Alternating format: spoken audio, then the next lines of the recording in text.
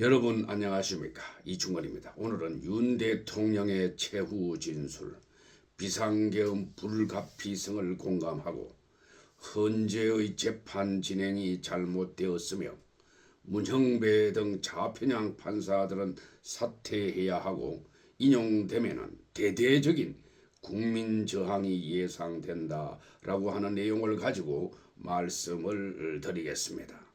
특히 매일신문 2월 26일자 사설인 윤 대통령이 밝힌 계엄의 불가피성, 헌재는 경청하라라는 내용을 공감하여 전제하고 제가 생각하고 있는 점에 대해서 말씀을 드리겠습니다. 특히 헌재의 재판 진행이 크게 잘못되었고 문형배 등 좌편향 판사들은 사퇴를 해야 하고 인용되면 대대적 국민적 저항이 예상된다라는 내용에 대해서 말씀을 드리겠습니다. 윤석열 대통령이 지난 2월 25일 오후 열린 헌법재판소의 탄핵심판 마지막 변론에서 국민께 죄송하고 감사하다.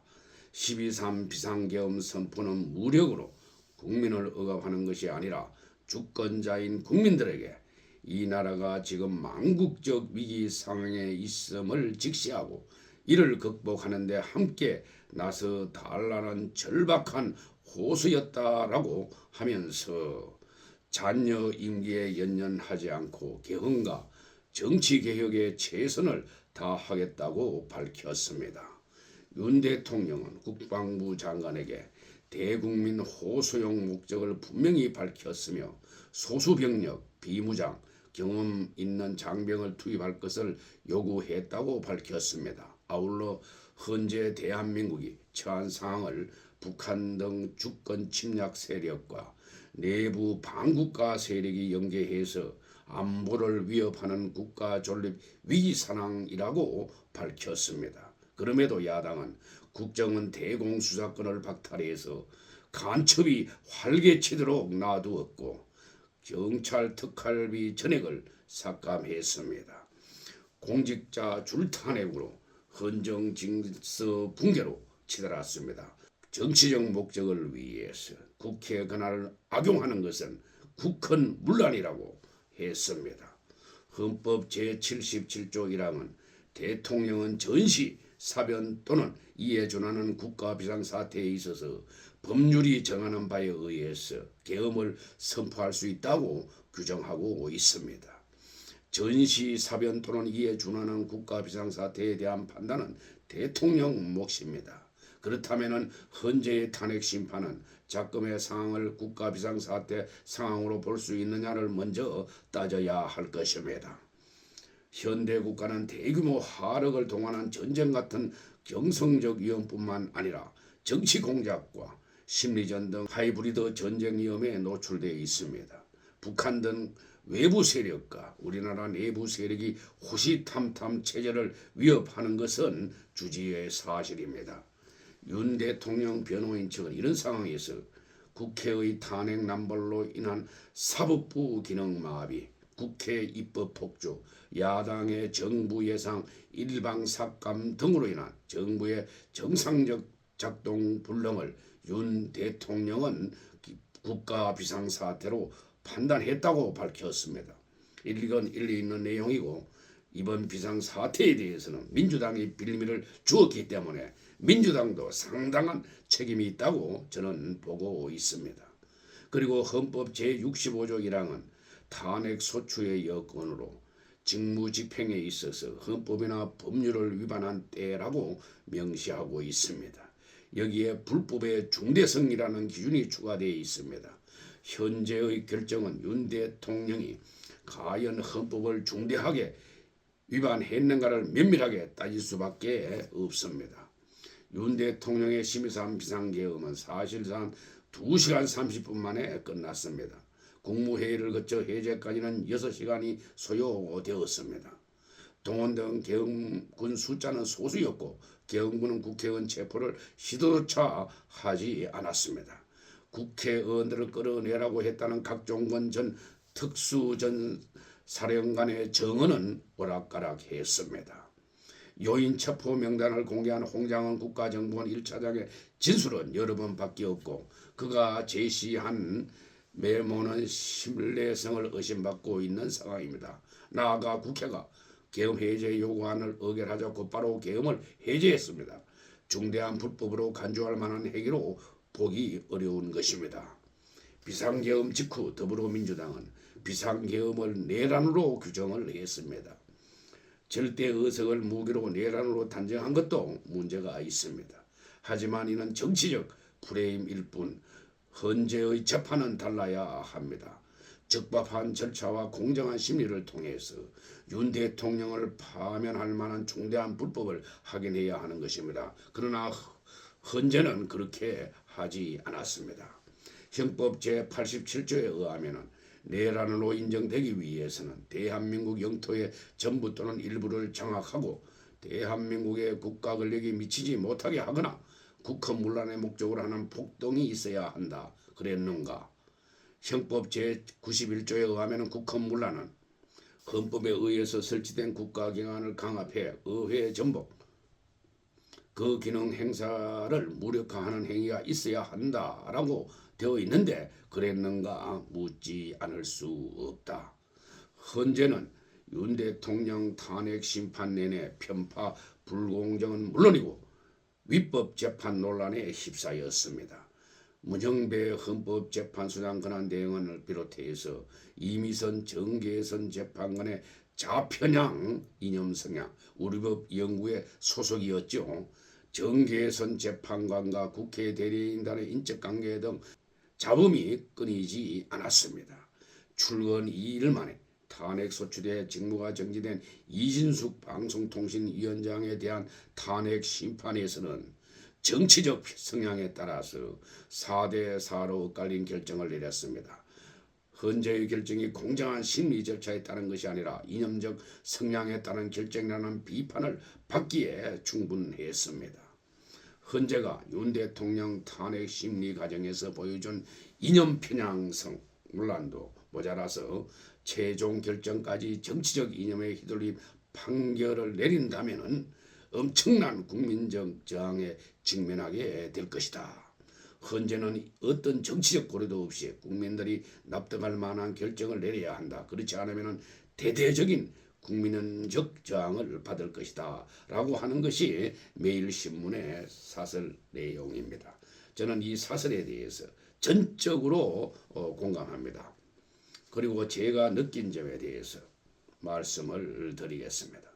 최근 우리나라 사법부와 헌법재판관의 면면을 보면은 과연 사법부가 공정하게 재판을 할 수 있는가 묻지 않을 수 없습니다.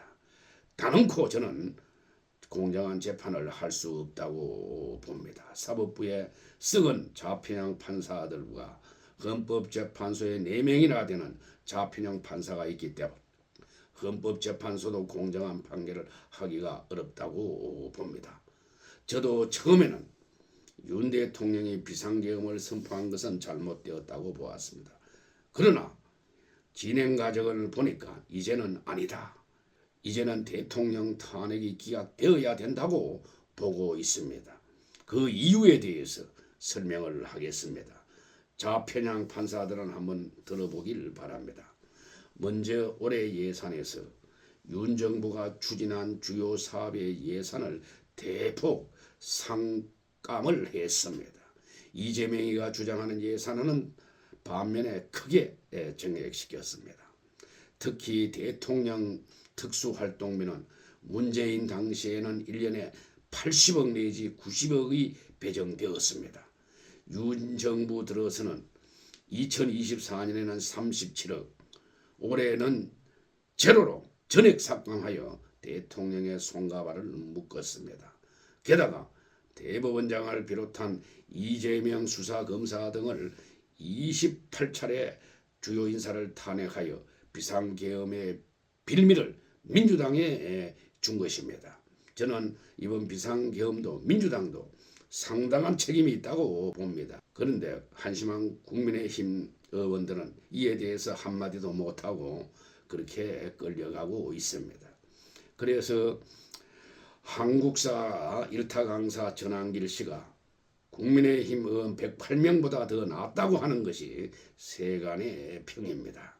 국민의힘 의원들은 잘 들어보길 바랍니다.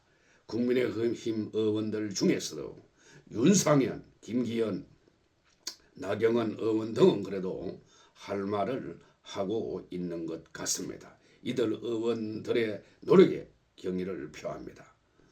특히 민주당이 이틀 근무한 이준숙 방통위원장을 현재 재판관 4명이나 인용 결정을 한 것을 보고 이것은 아니다라고 생각을 했고 재판도 6개월이나 질질 끌었습니다.